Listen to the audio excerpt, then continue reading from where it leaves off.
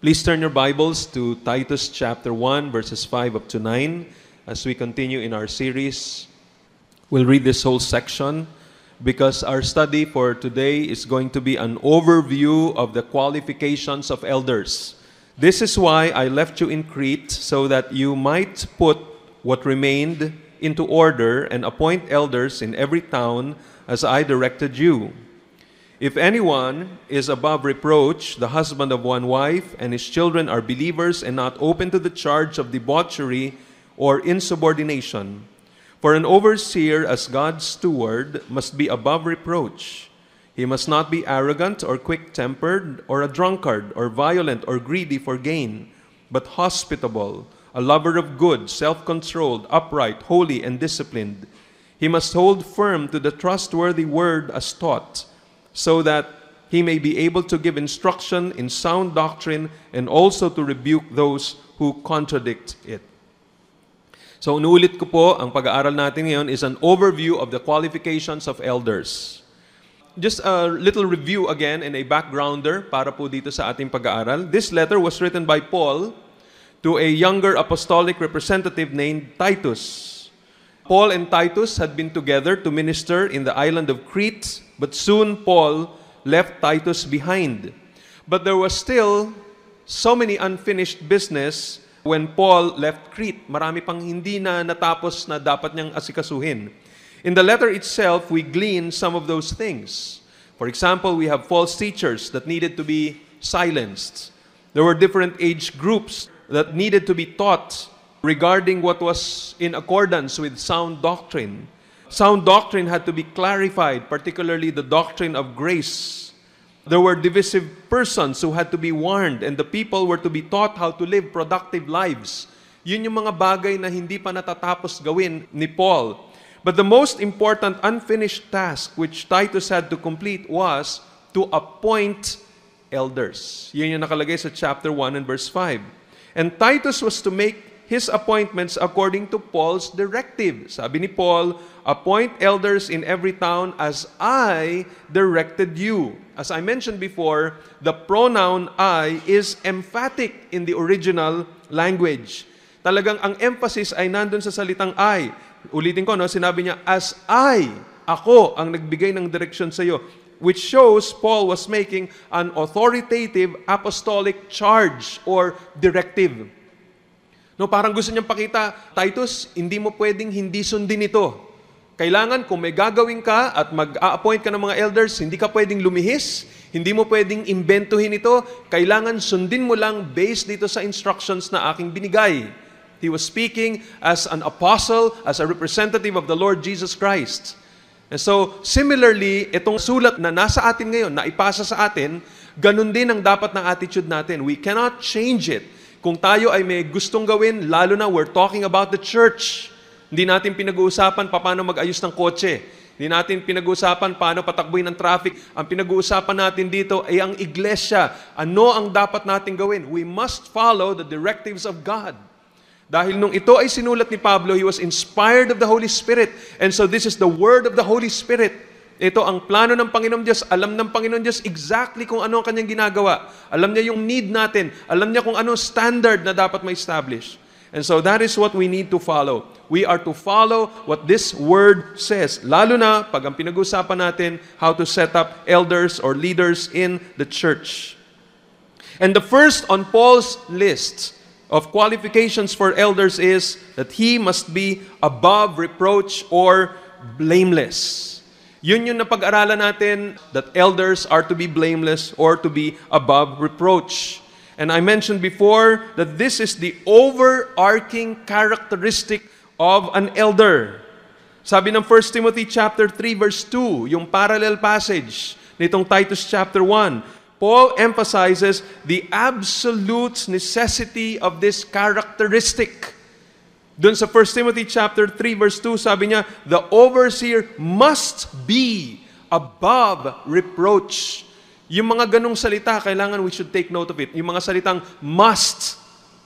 Ito hindi isang bagay na pwede nating pawalang bahala lang, parang siguro may option naman tayo. Hindi naman siguro kinakailangan siyang above reproach. Kahit sino na lang, basta tingnan na lang natin kung sino ang pinakamabait, pinakamaayos dito sa ating mga leaders ngayon. Siguro pwede na yon. Hindi ganun na standard ng Panginoon. Sabi niya, He must be above reproach. So being above reproach is an absolute necessity. It is absolutely necessary for an elder. Now, we can better understand what being above reproach means simply by looking at different translations of the Bible. Tingnan nyo kung ano mga nakalagay sa iba't ibang translations nitong portion na ito, no? Ng verse 5. Sabi dito sa ESV and NASB, nakalagay doon, if anyone is above reproach. Ano ba ibig sabihin ng above reproach? Or ano ibig sabihin ng reproach? To find fault, blame, censure. Wala kang maipipintas, wala kang maibibintang sa kanila, wala kang nang masasabi patungkol sa kanila, ay, itong taong ito, talagang wala akong masasabing masama patungkol dyan. Above reproach. Sabi ng Analytical Literal Translation, if anyone is beyond reproach. Sabi ng Concordant Literal Version, if anyone is unimpeachable. Ibig sabihin ng unimpeachable sa dictionary, above suspicion, impossible to discredit. Sabi ng King James Version, if any be blameless. NIV, ganun din, an elder must be blameless. Sabi ng Amplified Bible, these elders should be men who are of unquestionable integrity and are irreproachable. Sabi ng Good News Bible, an elder must be without fault. Sabi ng God's Word translation, a spiritual leader must have a good reputation. Sabi ng New Living Translation, an elder must be well thought of for his good life. Sabi ng The Message Bible, as you select them, ask, is this man well thought of? So yun ang ibig sabihin ng blameless, above reproach, itong mga bagay na ito, itong mga descriptions na ito. Blameless means not able to be held. Hindi mo mahawakan. A blameless man cannot be taken hold of as if he were a criminal in need of detention for his actions. There's nothing to accuse him of. He is irreproachable. His lifestyle is such that no one can legitimately accuse him of conduct which is unbefitting a mature believer. Magandang example nito ay si Daniel in the Old Testament. Daniel chapter 6 verses 1 to 5. Pakinggan niyo yung nakalagay sa English Standard Version.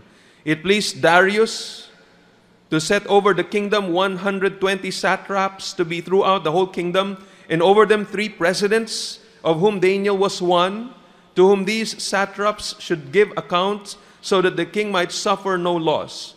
Then this Daniel became distinguished above all the other presidents and satraps, because an excellent spirit was in him, and the king planned to set him over the whole kingdom.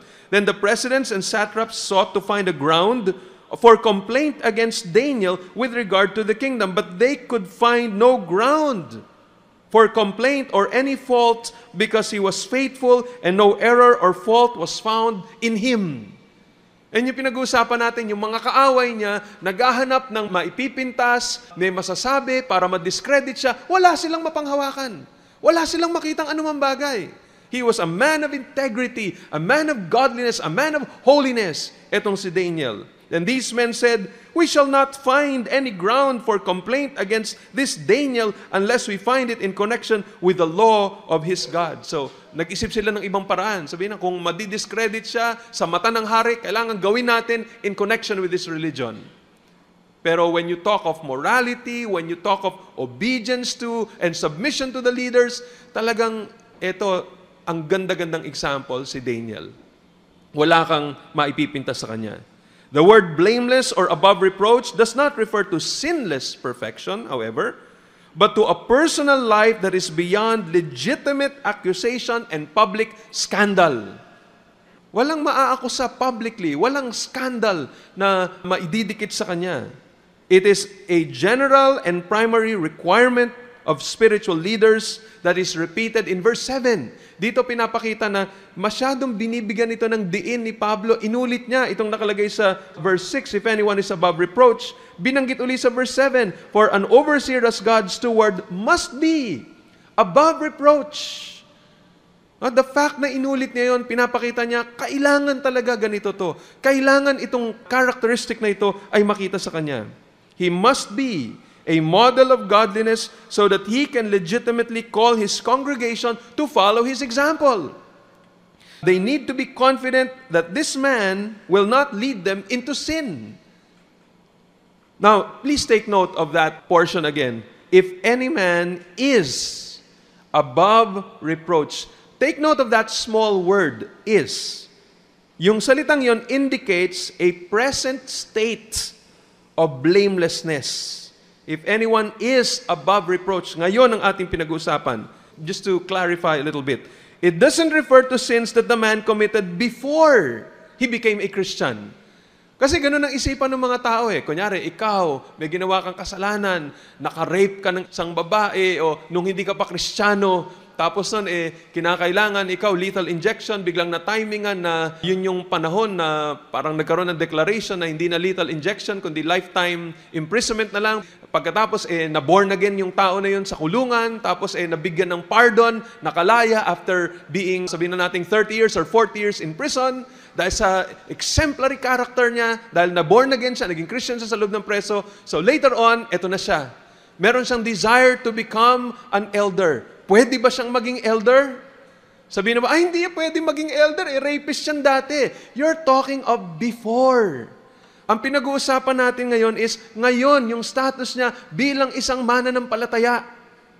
At hindi rin pinag-uusapan dito, kunyari siya ay na-born again, kunyari 40 years ago, and for the first year ng kanyang spiritual life, as an immature Christian, meron siya mga kasalanang nagawa, bumagsak siya sa kasalanan, and so, natapos na yon, nakalaya na siya mula doon sa mga kasalanan na yon, and then for 30 years, 20 years, 10 years, consistently, maayos yung kanyang buhay, it doesn't also disqualify him from being an elder. Because this passage says, if anyone is above reproach, kung ang kanyang buhay ngayon is lived in such a way na yung dating bintang sa kanya, kumbaga, na-erase na lang sa isipan ng mga tao, nakita na, dati ganun yan, pero ngayon, talagang ibang klaseng tao na siya ngayon.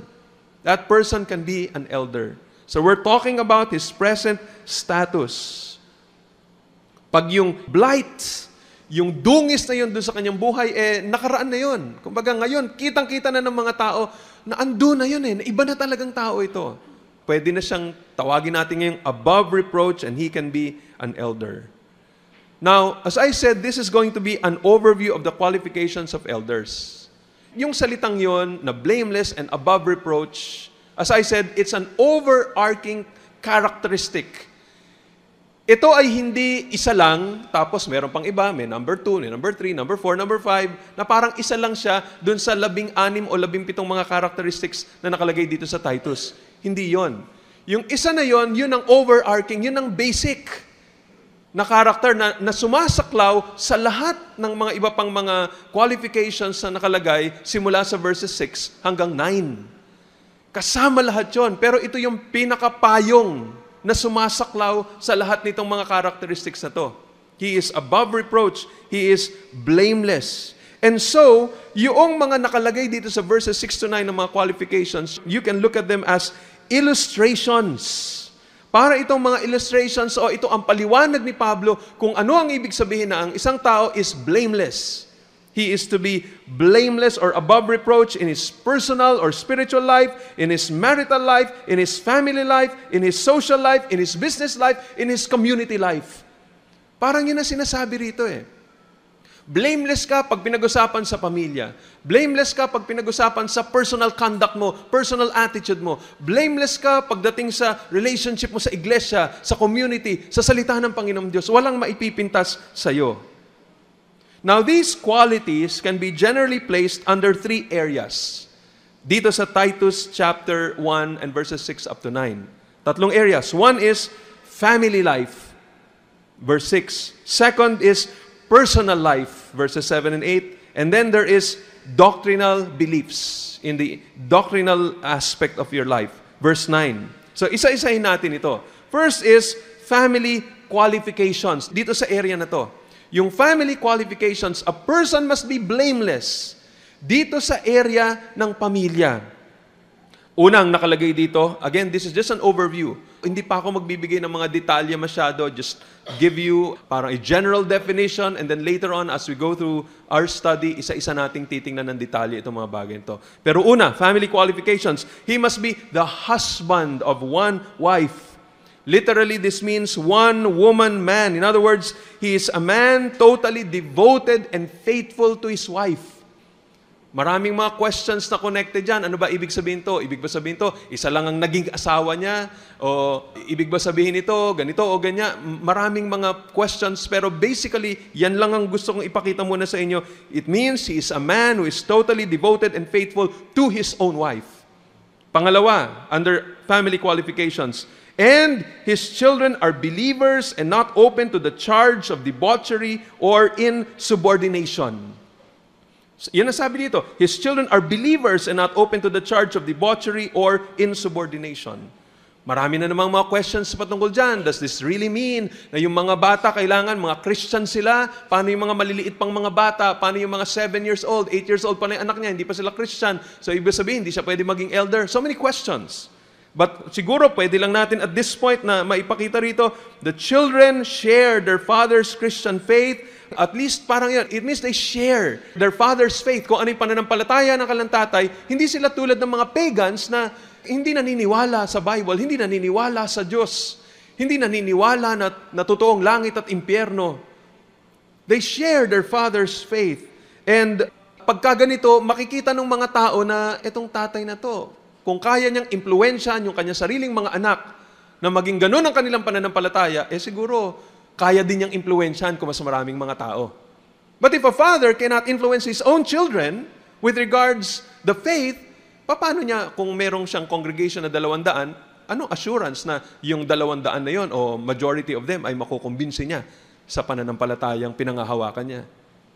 It adds also, his children must, sabi dito, his children are not open to the charge of debauchery or insubordination. It means his children must personally fulfill the ethical requirements of the Christian life. They must not be open to the charge of debauchery, which means self-indulgent and wasteful in their manner of life, like the prodigal son. Now, of course, magagawa mo lang yan pag medyo mature na yung anak mo. So itong Titus chapter 1 na to, this is not talking about little children, but this is talking about malalaki na mga anak mo. And then, itong mga anak mo, they are living self-indulgent and wasteful life. Sabi dito, hindi daw sila ganon. They are under control. They are respectful of authority. They are responding positively to God. They are also not open to the charge of insubordination, which is refusing to bow to parental authority. Yung mga bata, at least nakikita ng iba na sila ay nagre-respeto sa kanilang tatay. And an elder's inability to train and govern his children would also place in question his ability to train and govern the church.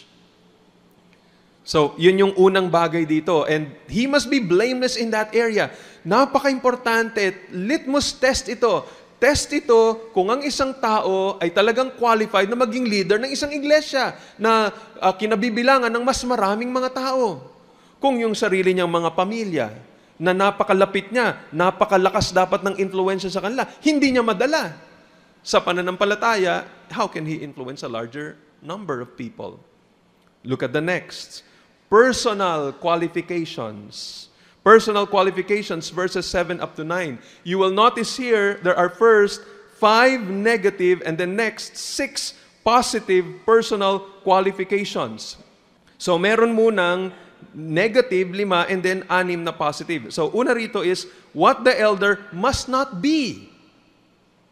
Tingnan nyo nakalagay dito, he must not be arrogant. He must not be arrogant. And this refers to not being arrogantly self-willed. Yung masyado kang mayabang, meron kang pananaw na ito, tama itong aking iniisip, and you're so self-willed, so self-centered, na gusto mo lahat sumunod dun sa gusto mo, and you point that out with arrogance. Nandun yung yabang, nandun yung pagkatigas ng ulo mo, kumbaga. He arrogantly disregards the interests of others in order to please himself. Yun ang kanya nasa isipan, ako ang pastor dito, ako masusunod. hindi yun ang kanyang attitude out of genuine concern for people, but it is for him parang, hindi, kailangan sumunod kayo sa akin. Ako pastor dito eh. He is not arrogant. As a servant, an elder must seek to please God and care for others. He is able to set aside his own preferences in order to promote unity and care for the needs of others.